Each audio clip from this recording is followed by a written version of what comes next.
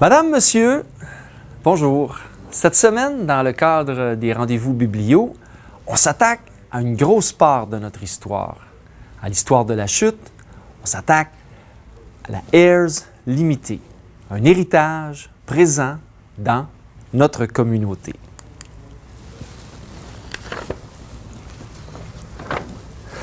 Cette histoire commence à l'endroit qu'on appelait la Grosse Chute, dans ce village de près de 600 âmes qui vient tout juste de remporter la loterie du chemin de fer.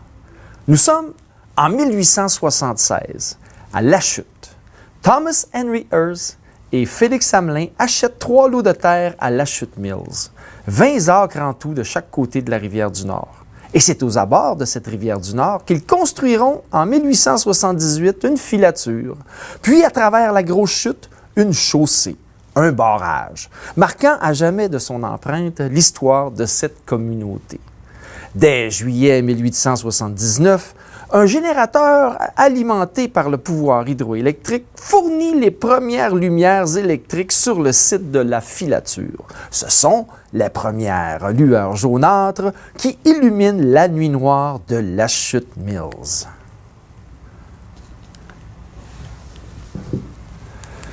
Les fondateurs de cette usine, Thomas Henry Ayres, arrivent à La Chute en 1876. Il faut comprendre qu'à ce moment-là, le petit village de La Chute est séparé en deux.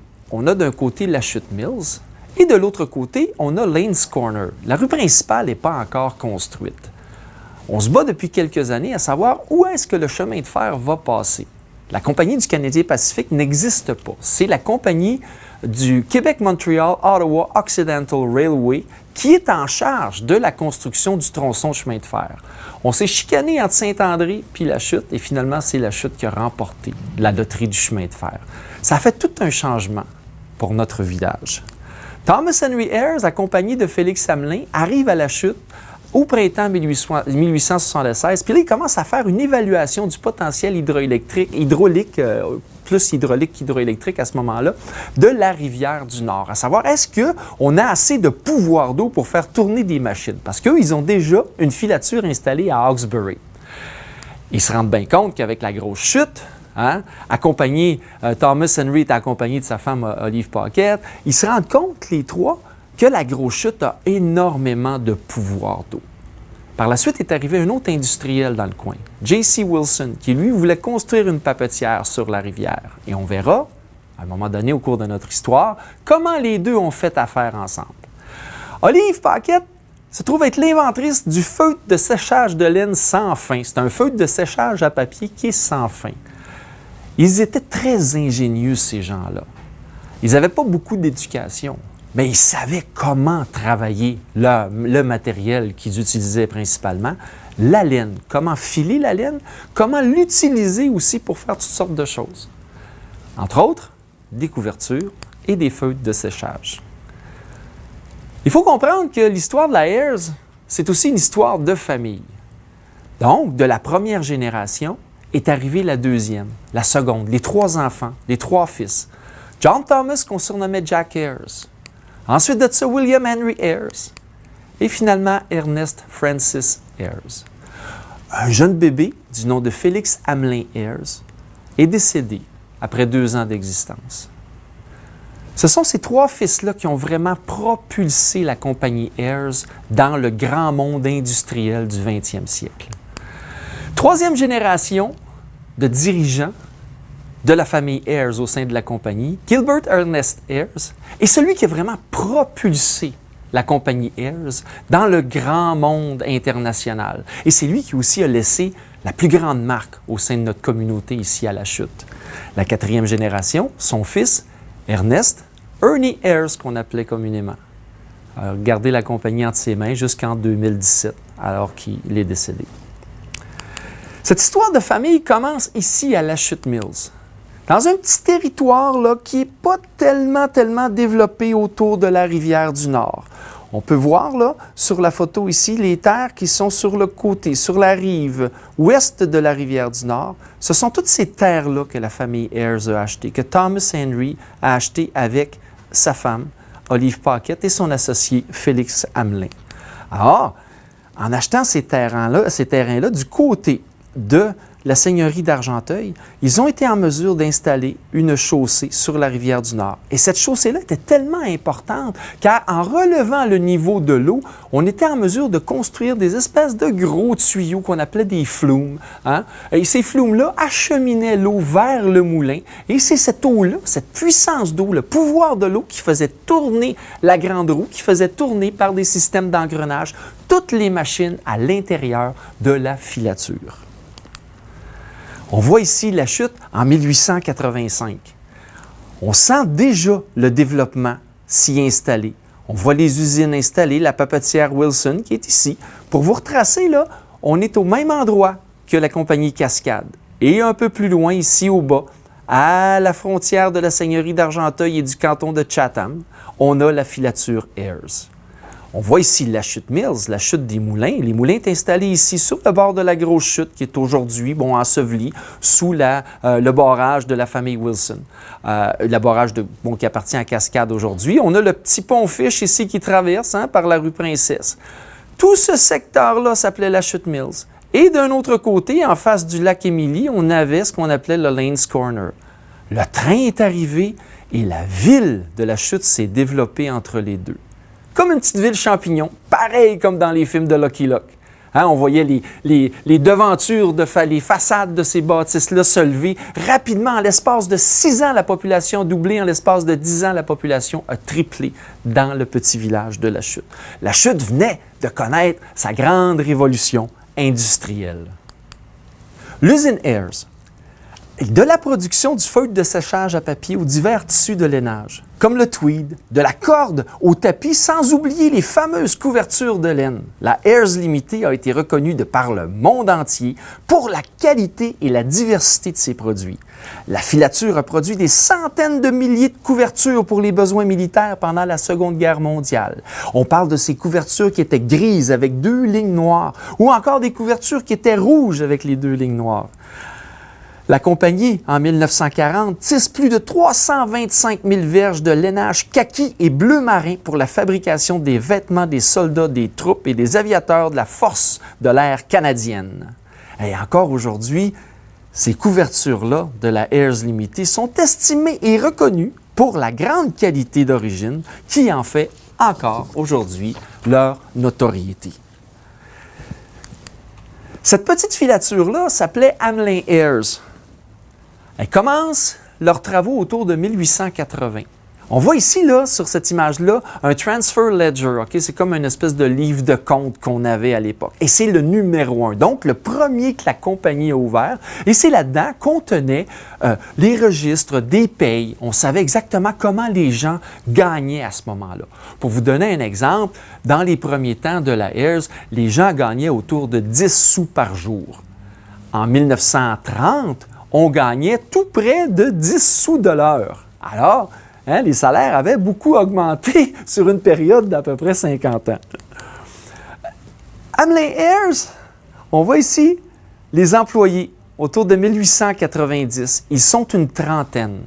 De 30 employés, ils sont passés à 80 en l'espace de 10 ans. De 80, ils sont devenus 120, ils sont devenus 420. Et au tournant de la Deuxième Guerre mondiale, on avait tout près de 850 personnes qui travaillaient directement dans la filature. Alors, ces gens-là faisaient des chiffres. On avait les chiffres de 8 heures, puis pendant la Deuxième Guerre mondiale, on est tombé sur les chiffres de 12 heures. Le salaire moyen, à ce moment-là, tournait autour de 30 cents à 40 cents de l'heure. C'est juste dans les années 50 qu'on a été capable de gagner un peu plus et faire des salaires qui nous avoisinaient les 40 $ par semaine à 55 $ par semaine. Les employés chez Ayers, en 1890, on voit principalement des hommes, mais comme on voyait sur la dernière photo, des femmes et des enfants aussi travaillaient chez Ayers. C'était tout à fait normal d'avoir autant de femmes qui travaillent que d'hommes dans les usines de production de textiles. C'était des fois, des travaux qui étaient durs, mais il y avait des travaux qui demandaient certaines minuties. Et comme on sait, le travail des enfants a arrêté après la Première Guerre mondiale. Alors, c'était normal que les enfants commençaient à l'usine autour de 12 ou 14 ans au 19e siècle. Et comme on voit sur cette photo ici, on voit quantité de dames qui travaillaient à l'usine à ce moment-là, autour de 1890. La filature Ayers, en 1905, occupe une grosse partie de la rivière. On voit ici, sur cette peinture couleur, les magnifiques bâtiments qui ont été construits par des charpentiers, par des maçons, des gens qui avaient une expertise. Hein. Vous savez, à ce moment-là, travailler dans la construction, c'était une question d'artisan. Hein. On avait nos apprentis et il y avait l'artisan qui était là, qui faisait la construction. Le code des ingénieurs appartenait beaucoup plus à ces gens-là qui étaient artisans de la construction que du côté de l'ingénierie. C'était magnifique. En 1919, on procède à des agrandissements, on change les barrages. On arrive aussi à une production qui est plus hydroélectrique que hydraulique. Donc, ce n'est plus le pouvoir de l'eau qui fait tourner les machines, mais le pouvoir de l'eau fait tourner les turbines qui fabriquent l'électricité, cette électricité-là, va faire tourner les machines. Alors, en rafale, on voit toutes les parties de construction, ces travailleurs-là qui ont bâti ces bâtiments-là, qui sont encore présents aujourd'hui sur le site de l'usine. La plupart, je vous dirais, parce que quant à celui-là, qui se trouvait être au milieu du site, il a passé au feu en 2002. On voit ici tout le travail de maçonnerie là, sur chacune. Ça fait du patrimoine industriel Ayers quelque chose de particulier. C'est unique au Québec. On ne voit pas ça ailleurs. La plupart des industries étaient soit construites en briques rouges. Chez Ayers, on avait choisi de la pierre parce qu'on se disait que la pierre allait durer beaucoup plus longtemps. Alors, le train rentrait directement dans la compagnie pour acheminer, transporter les produits de lainage vers l'extérieur, mais surtout la laine qui nous arrivait là, des pays aussi loin que la Nouvelle-Zélande, l'Argentine, l'Australie et tout ça. Et on voit comment, à travers cette photo-là, tout le fameux romantisme de la rivière, hein, du barrage, de l'usine et tout ça, c'était de toute beauté. Le plan était immense, il occupait plusieurs acres de terrain. Pour ceux qui sont plus vieux vont se rappeler du réservoir à eau qui était ici en plein milieu là, de l'usine. Ayers était quand même très bien positionné là, au niveau économique, alors ils ont eu la chance d'avoir un des premiers avions qui a circulé autour de la ville de la Chute, en prenant des images, des photographies et aussi en filmant au-dessus des airs la ville de la Chute, la filature Ayers, la rivière du Nord et tout ça. C'est pour ça qu'on a ces photos-là qui sont vraiment magnifiques et j'en profiterai de l'occasion pour dire un immense merci à la famille Ayers là, qui nous a permis d'utiliser ces photos-là, autant dans un documentaire qu'on a préparé en 2011 avec la TVC d'Argenteuil que d'utiliser dans le cadre d'expositions au Musée régional d'Argenteuil à Carillon. Et là, ici, on a l'usine en 1950. On est vraiment dans l'apogée à ce moment-là de l'usine. On a autour de 850 travailleurs là, qui font des chiffres à ce moment-là à l'usine. Alors, le principal produit de ce temps-là, de 1950, c'est évidemment le feutre de séchage de papier. Alors, au niveau des barrages, les premiers barrages ont été construits en 1880, mais en 1885, la Chute a connu une inondation vraiment épouvantable. On a eu de l'eau sur la rue principale à ce moment-là et évidemment, la plupart des chaussées qui avaient été construites à ce moment-là à la Grosse Chute, près du pont Fiche, et ensuite de ça, à la Grande Chute qui se trouvait derrière la polyvalente de la Chute, à l'endroit où on a la Dame-Neuve aujourd'hui, bien, tous ces barrages-là sont partis avec les glaces. Alors, on a dû les reconstruire et là, on assiste dans cette photo-là à la reconstruction d'un de ces barrages. On voit la hauteur du barrage qui est à peu près une quinzaine de pieds. Donc ça, c'est le deuxième barrage qu'on voit sur la rivière du Nord à partir du pont qui traverse vers Ayersville. Le premier est à peu près de la même hauteur. Hein. On se rend compte qu'on a déjà un 30 pieds de dénivelé là, sur la rivière à ce moment-là. Et c'était des ouvrages qui étaient quand même considérables et monumentaux. On voit ce barrage-là autour de 1900. Alors, quand je vous parlais tantôt du flume, c'est cette espèce de gros tuyau qu'on voit ici, là, juste en bas de l'image. C'était quand même assez immense. Une personne pouvait marcher à l'intérieur de ce tuyau-là. Qu'est-ce qui faisait que ça ne gelait pas en hiver? Bien, évidemment, c'est le courant. Hein? Avec un courant continu, l'eau ne gèle pas. Alors, on amenait l'eau comme ça directement chez Hamlin Airs et par la suite chez Airs Limited. Là, on voit la rivière qui est basse. On est en plein été. Hein? Probablement que la petite bâtisse ici, là, c'est le générateur électrique qui est à l'intérieur de ça, qui produit la petite électricité qu'on achemine directement pour faire donner des lumières à la filature. Sur la rivière aussi, on a eu des filatures, mais on a aussi des moulins à pulpe de papier. Se rendre compte, il faut se rappeler qu'à la fin du 19e siècle, on commence à fabriquer du papier à partir de la pulpe de papier. Donc, c'est le bois qui va servir à fabriquer le papier et non plus le chiffon, comme ça se faisait au début du 19e siècle, alors qu'on avait un moulin à papier à Saint-André. Ce moulin-là, était utilisé, on fabriquait du papier à partir du chiffon. Alors, la chute Pulp Mill appartenait à Airs Limited à ce moment-là. Il était beaucoup plus bas sur la rivière. On peut considérer qu'il était à peu près à la hauteur de la polyvalente Lavigne. Alors, on voit encore ici la chute Pulp Mill. Et juste un petit peu plus bas, on avait une deuxième compagnie qu'on appelait la Chatham Pulp and Paper. Ces compagnies-là ont existé une douzaine d'années, entre 1899 et 1909. Le barrage hydroélectrique qu'on voit aujourd'hui sur le bord de la filature, de l'ancienne filature, donc quand on arrive par la rue Amford, ce barrage-là a été construit en 1920.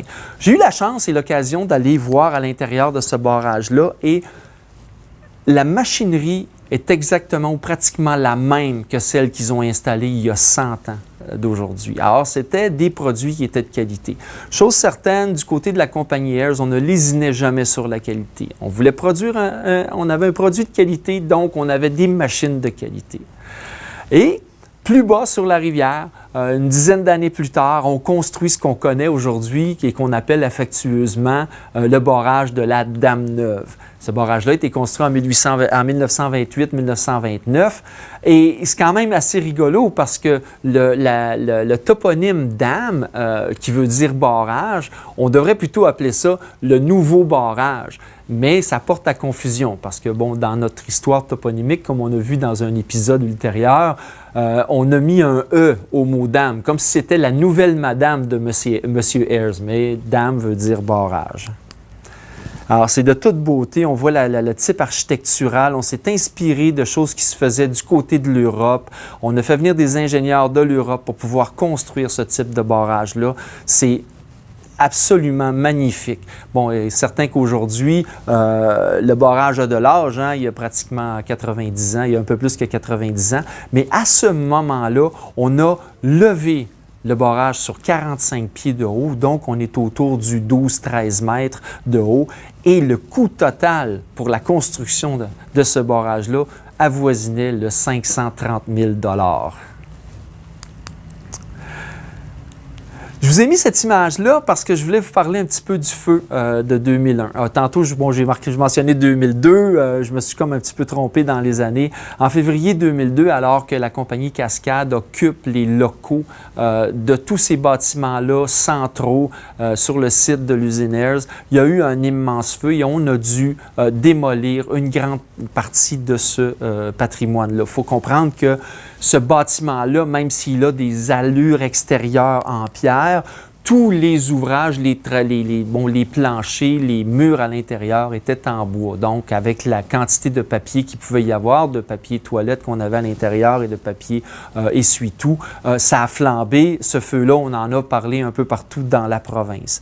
C'est comme si ce géant-là qu'on avait entre les mains, cette compagnie-là qui avait été en opération pendant près de 100 années. Cette compagnie-là qui avait fait vivre des générations de la Chutois, qui était à l'agonie depuis quelques années, là, rendait à ce moment-là son dernier souffle avec cet immense feu de joie, si on peut dire. Au niveau de la production, Airs Limited, comme je l'ai mentionné un peu plus tôt, a produit au départ des produits de lainage, comme pour fabriquer des vêtements. On appelait ça le tweed à ce moment-là.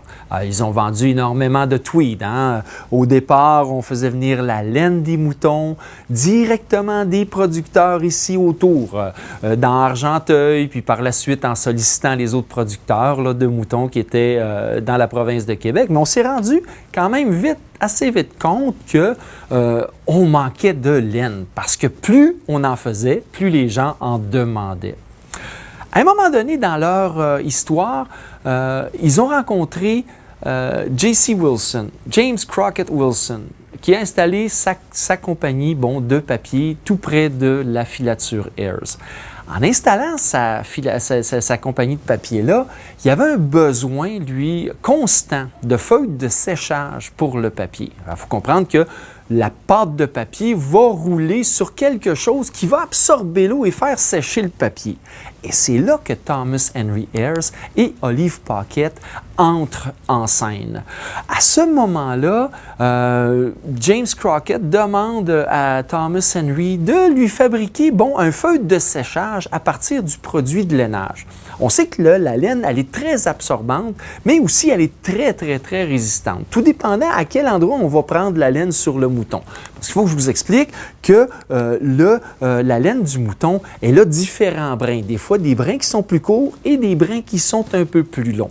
Comme on voit là-dessus sur l'image, on voit que le triage de la laine s'effectue à partir des mains. Et c'est là que l'employé choisit exactement lequel brin va aller pour la production des fils de rame et l'autre va aller pour la production des fils qui vont tisser la laine. Donc, le fil de rame se retrouve toujours dans la longueur et les autres fils vont aller dans la largeur de la couverture ou encore du feutre. Donc, après avoir tissé un morceau de linge en laine, comme ça, un morceau de feutre, on va le fouler et puis on va aller l'essayer dans le moulin de Wilson. Il s'agit à ce moment-là, il se dit, il nous faudrait une manière de ne pas avoir une couture apparente. Parce que quand il y a une couture apparente sur la couverture, parce qu'on doit faire quand même un cercle avec ce morceau de feutre-là, si la couture est boursoufle, c'est sûr qu'il va y avoir du boursouflage dans le papier. Hein? Il faudrait que ça soit uni. Olive Paquette avait une certaine expertise dans la manière des anciens tisserands d'Angleterre. Il procédait en faisant un épissurage des fils de trame du feutre. Alors, elle tissait ça et elle a fabriqué le premier feutre sans fin ici à la Chute. On a essayé, ça n'a pas fonctionné la première fois. Elle a dit « Donnez-moi un petit peu plus de cordage » et avec ce cordage-là, elle a vraiment réussi à fabriquer le premier feutre de séchage du papier sans fin. Et c'est avec ça que Thomas Henry Ayers a fait fortune. Alors, on va voir toutes les étapes de production.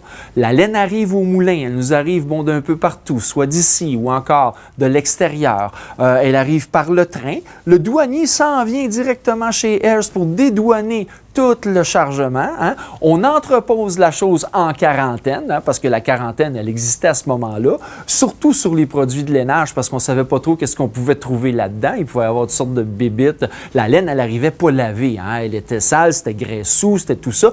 Ils ont même trouvé de l'argent. Je me rappelle, à un moment donné, un des employés nous disait qu'il trouvait de l'argent de la Nouvelle-Zélande à travers les ballots de laine.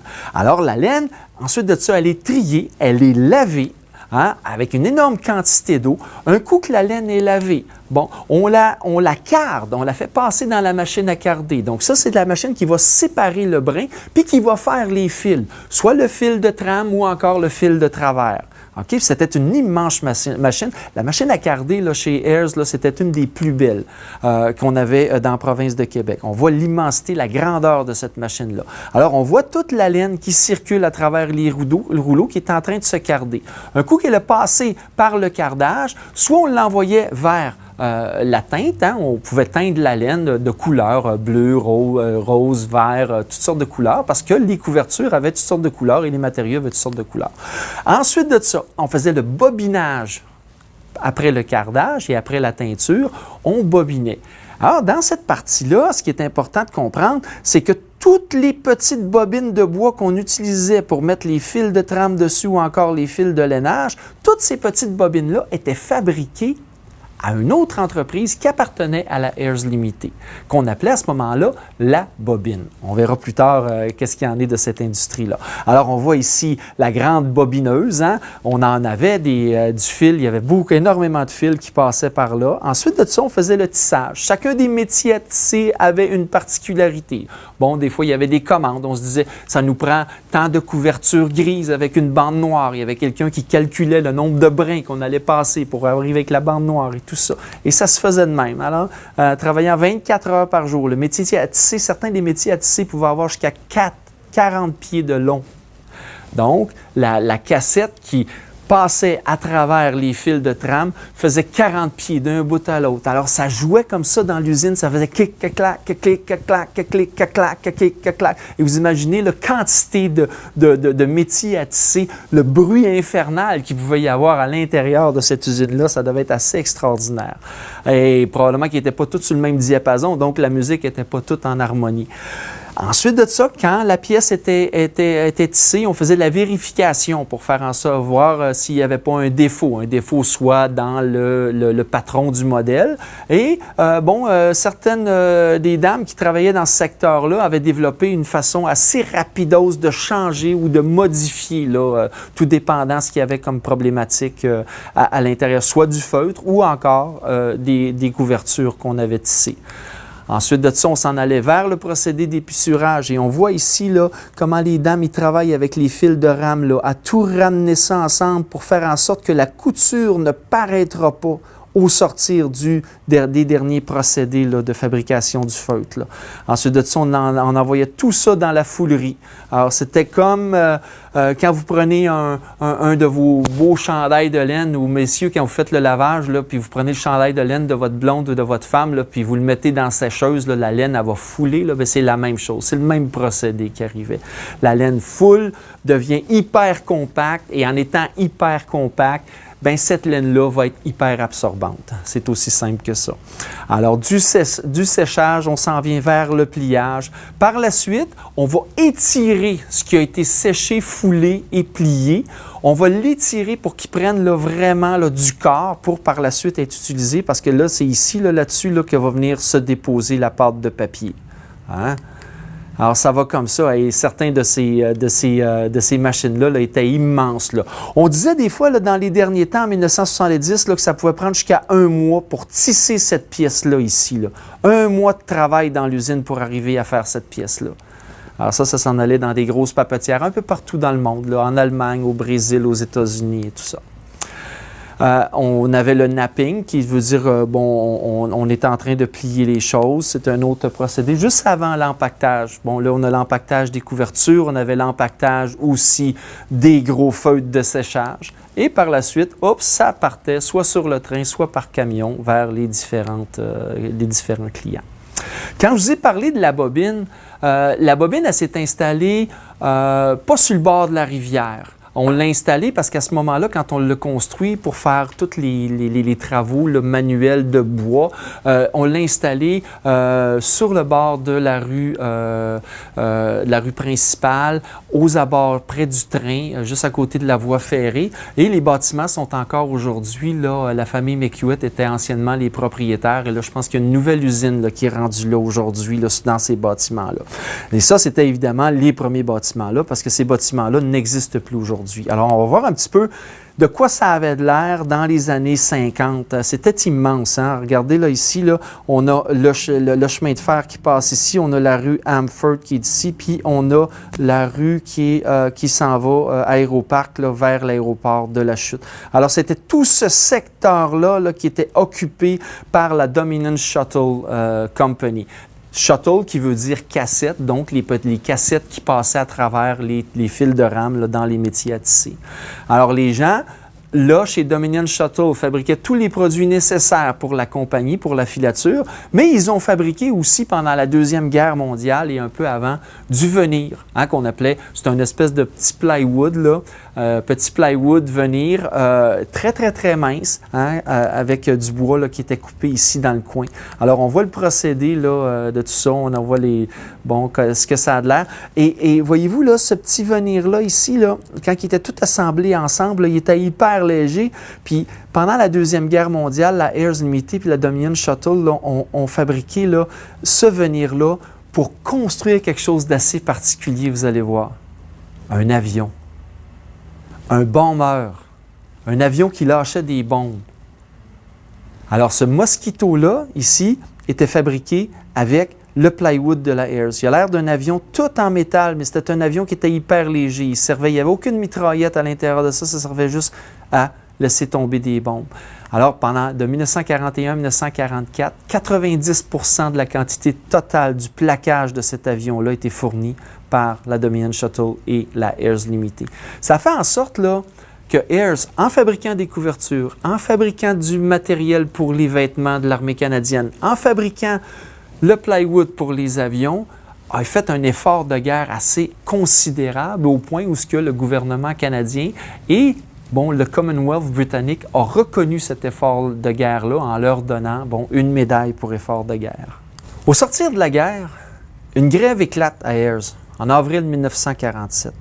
Menée de front par les dirigeants de la Fédération internationale des ouvriers unis du textile d'Amérique, ainsi que les syndicalistes Madeleine Parent et Kent Rowley, dans la lignée des grandes manifestations ouvrières de la Dominion Textile à Valleyfield et à Montréal, ces grèves visent l'amélioration des conditions de travail et des salaires dans le secteur manufacturier du textile. Au sortir de la grève, la compagnie met tout en œuvre pour retisser les liens avec les travailleurs et la population. On assiste à une véritable réconciliation familiale entre la Ayers et les citoyens de la chute. Le quartier Ayersville se développe grâce à l'implication de la compagnie et devient le reflet de la ville ouvrière. De la construction de la piscine Ayers, des activités sportives à la foire agricole, du club de golf au pique-nique familial annuel, Ayers Limited investira dans la communauté pour la communauté. Et c'est cet héritage pour la communauté que nous allons observer plus en détail.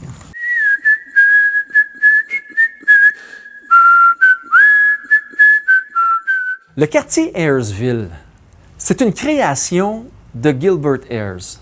À ce moment-là, on offre la possibilité aux employés chez Ayers de pouvoir devenir propriétaires. C'est quelque chose quand tu n'as pas un gros salaire, quand tu gagnes 40 cents, 50 cents, 60 cents, de pouvoir économiser.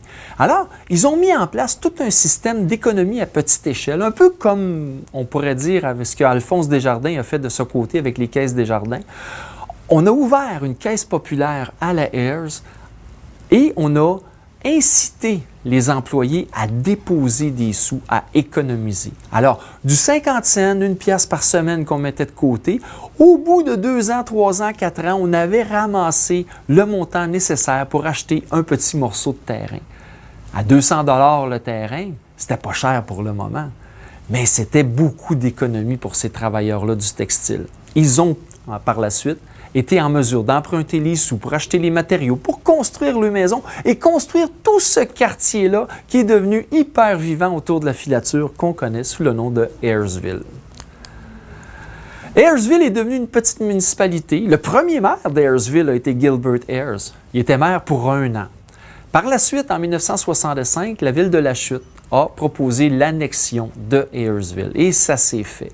Ça s'est fait de façon légale. Ayersville est devenue partie prenante de la grande ville de La Chute. La compagnie a eu le souci de créer des organismes, des installations pour la communauté. Parmi ces installations-là, on a la piscine Ayers, qui est encore présente chez nous. La piscine Ayers a été construite à partir de 1950. Alors, c'était un lieu de rassemblement pour tous ces travailleurs-là. Il y avait même des compétitions de nage qui se faisaient à la piscine. Hein, on avait installé des bancs comme ça et c'était la grande célébration et tous les nageurs de la région venaient pour faire la grande compétition estivale à la piscine Ayers. On voit qu'autour, le parc Ayers n'était pas nécessairement développé. On avait un petit parc de baseball à côté, mais c'était principalement la piscine qui était là. Alors, c'est de toute beauté aujourd'hui, la ville de La Chute, ça en fait un de ses joyaux, si je pourrais dire. On avait aussi construit un petit magasin qu'on appelait La Ruche. La Ruche servait aux employés. C'était un magasin d'économie familiale, le même principe que l'économie familiale, avec des points. Hein? Plus tu achetais, plus tu avais de rabais. Et tu pouvais trouver à La Ruche de la livre de beurre au réfrigérateur. Hein? Et ça arrivait souvent que les employés n'avaient pas nécessairement les moyens de payer la facture. Et par en arrière, Gilbert Ayers, comme un bon père de famille, qui prenait soin de son monde, payait la facture pour les gens. On a aussi construit le golfe de La Chute, fondé en 1924 par Ernest Francis Ayers, le père de Gilbert. On commence avec un 5 trous. Hein, on avait acheté 70 acres de terrain qu'on considère aujourd'hui en plein milieu de la ville. Mais à ce moment-là, c'était en campagne parce que au-delà, l'avenue Tessier n'existait pas. On avait la rue Grace. La rue Grace était pas mal la dernière rue qui était développée à ces moments-là. Donc, on était en pleine campagne. On construit le golf. On fait un 5 trous. En 1939, on rajoute 4 trous. Bon, 2 trous un petit peu plus tôt, 2 autres trous en 39. On construit un clubhouse et puis au sortir de la guerre, c'est là que Gilbert Ayers, en étant président du club de golf, président de la compagnie Ayers, fait venir un spécialiste des terrains de golf, Stanley Thompson, qui lui va faire construire le premier 18 trous. 10 ans plus tard, on installe un deuxième 18 trous, puis encore une fois, on ne lésine pas sur l'argent qu'on dépense. 500 000 $, un demi-million sont investis dans la construction de ce parcours-là. Gilbert Ayers était tout un golfeur, probablement un des meilleurs de la région. On ne sait pas si la légende dit que les gens le laissaient gagner ou non, mais il était connu de partout dans le monde. Gilbert Ayers avait des amis à New York, des amis à Los Angeles, entre autres.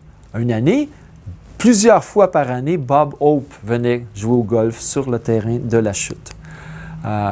On avait des tournois grandioses, on le sait, bon, par la suite, après que Kevin Lowe, hein, notre joueur de hockey national, qui a gagné plusieurs Coupes Stanley, avait un omnium Kevin Lowe ici au golf de La Chute. Alors, tous les joueurs de hockey de la Ligue nationale venaient ici. Mais on a même eu des joueurs vraiment exceptionnels comme Arnold Palmer qui est venu ici. Hein? Ensuite de ça, on a Bing Crosby, l'acteur, monsieur le danseur, le plus grand danseur du cinéma américain, qui est venu jouer au golf ici à La Chute. Et on voit que les gens se rassemblaient. On avait beaucoup de personnes qui venaient voir monsieur Crosby jouer au golf, qui était un ami personnel de monsieur Ayers. À ce moment-là, Gilbert partait avec son avion, allait chercher Bing Crosby, l'amenait ici, hein, probablement qu'il avait été dormir à la Lorraine, et puis ensuite de ça, il se retournait. On voit ici, pendant ce temps-là, un petit tournoi de golf. Évidemment, il y avait énormément d'activités sociales qui ont été organisées pour les gens. On parle de pique-nique, on parle de fêtes, on parle de Noël, on parle d'Halloween. Et tout ça se passait principalement au clubhouse du club de golf. Certains vont reconnaître les images des bars et tout ça. Peut-être qu'ils vont se reconnaître à travers la foule en train de danser et de virevolter pendant une fête, soit une fête en mémoire des ancêtres, un déguisement d'Halloween. Et on voit que la populace se rassemblait pendant les festivités organisées par la compagnie Ayers. Et à chaque Noël, à ce moment-là, la compagnie Ayers donnait à une famille une dinde. Chaque été, on organisait un pique-nique familial. Et du pique-nique familial qui était installé au terrain d'exposition, pendant un certain temps, on a décidé de transporter tous les employés, leurs enfants et leurs familles au Parc Belmont à Montréal. On embarquait dans le train reculait chez Ayers, on remplissait les wagons et on s'en allait passer une journée au Parc Belmont. Cette journée-là, c'est un des souvenirs les plus mémorables pour certains des enfants de la communauté. On disait aussi qu'à ce moment-là, quand on amenait les gens au Parc Belmont, on apportait la crème glacée de chez Lowe jusqu'à Montréal. On affrétait un camion réfrigéré pour transporter ces petits cornets-là.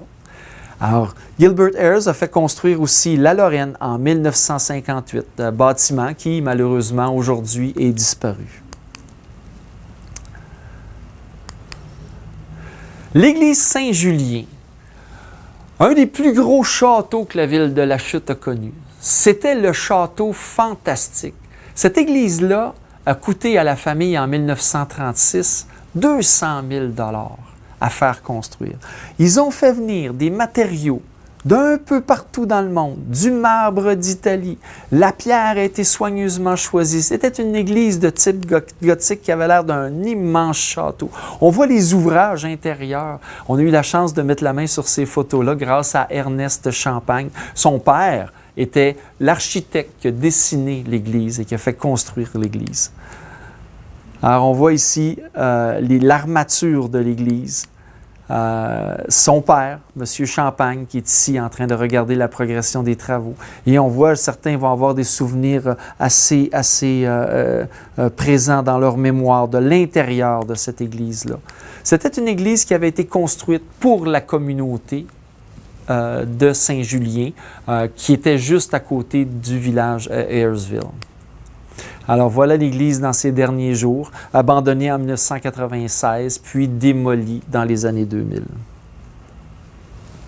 Tout un château. On dit qu'à l'intérieur de cette église-là, au moment de sa destruction, il restait les vestiges d'un orgue Casavant.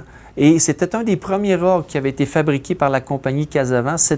Cet orgue-là a une valeur inestimable aujourd'hui. Alors, tous les vitraux ont été récupérés par la compagnie. Certains sont installés dans les édifices de la MRC, d'autres sont au musée. Et la plupart de ces vitraux-là sont conservés dans les coffres de la compagnie.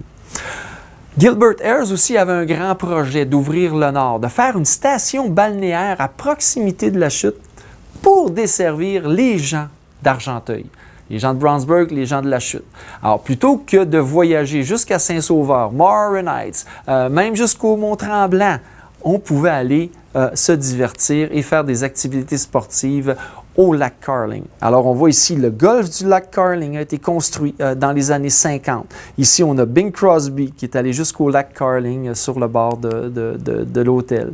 Encore ici, M. Crosby sur le bord du lac. Par la suite, en 1961, on a construit le centre de ski du lac Carling. Pour Gilbert Ayres, ce qui était important à ce moment-là, c'était de permettre à la jeunesse d'ici de pouvoir apprendre à faire du ski, à faire du sport et d'avoir des installations qui étaient à proximité de la communauté. Alors, il a fait construire ça. Évidemment, un seul câble avec un T-bar amenait les gens en haut de la montagne et par la suite, on a installé un petit chairlift et un deuxième chairlift qui amenait les gens à ce moment-là. Un des premiers instructeurs, du moins le deuxième instructeur qu'on a amené en place et directeur, a été M. Ross Cole. Alors, on voit ici les pentes de ski qu'on avait au lac Carling, là, c'était quand même un mont qui était d'une assez vaste étendue là, sur la montagne. Évidemment, la famille Ayres a construit le terrain d'exposition avec la piste de course de chevaux. Ils avaient des bâtiments assez vraiment fantastiques et c'est à cet endroit-là que pendant des années, depuis des années, là, se tient la Fair de la Chute ou la fameuse exposition agricole de la Chute. On voit ici là, les courses de chevaux, l'estrade est remplie de gens. On s'en servait aussi pour montrer les nouveaux produits de camions parce qu'un des frères Ayres était comme propriétaire d'un dealer automobile là, à ce moment-là. Alors, l'estrade était remplie, là, c'était de toute beauté. Alors, on faisait aussi des spectacles au terrain d'exposition. Les jeunes des écoles, des environs, venaient faire des spectacles et la population se ramassait au terrain de l'exposition pendant ce temps-là. Par la suite, évidemment, en 1955, Gilbert Ayres avait des déplacements qui étaient beaucoup plus internationaux. Tant qu'à descendre à Montréal ou aller dans un autre aéroport, il a décidé de faire construire une piste d'atterrissage ici à la Chute en 1955.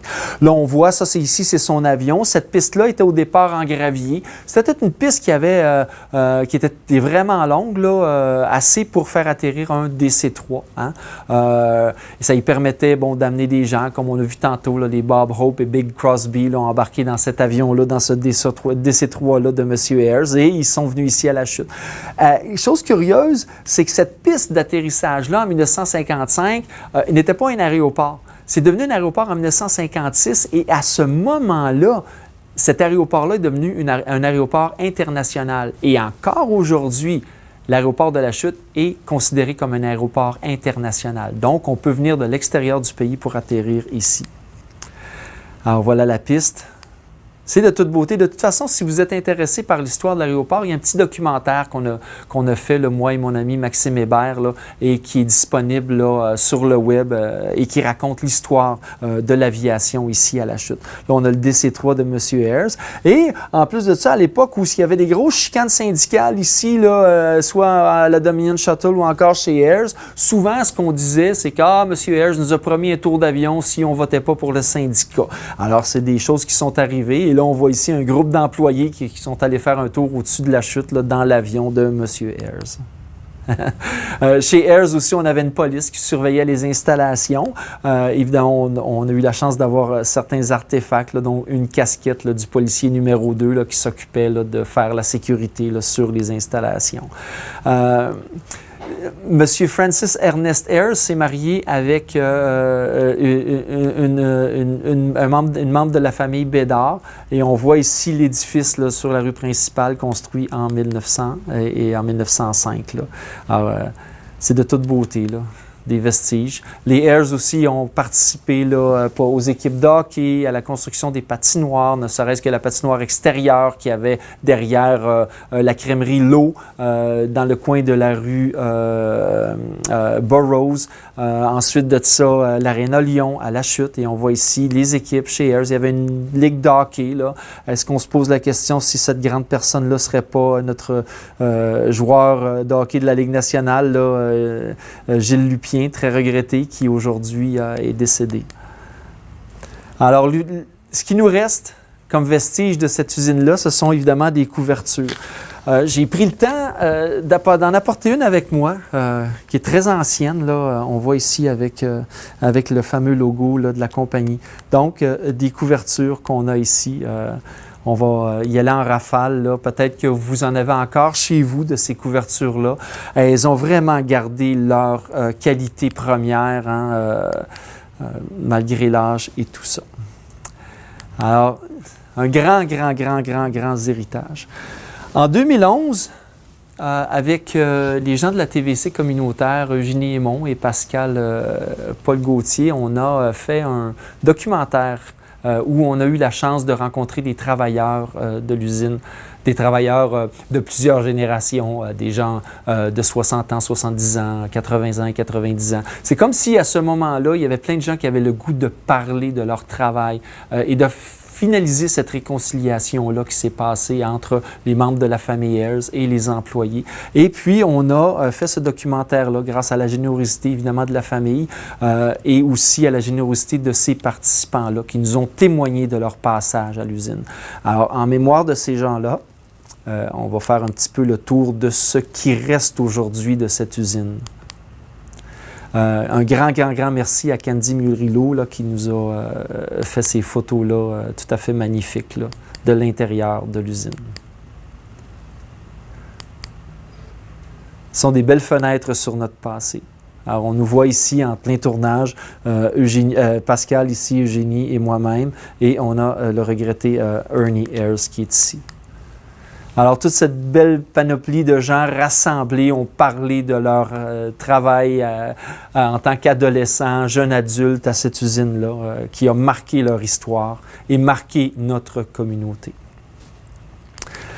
Alors voilà, je vous laisse sur une dernière image qui nous montre toute l'importance et toute la marque qui a été laissé par la compagnie Ayers dans notre communauté. On voit ici le nouveau logo de notre ville, de la ville de La Chute, fortement inspiré du dernier logo de la compagnie Ayers dans les années 70. Alors sur ce, j'espère que vous avez été divertis, que vous avez appris beaucoup de choses, que ça vous a donné un intérêt pour l'histoire de notre communauté.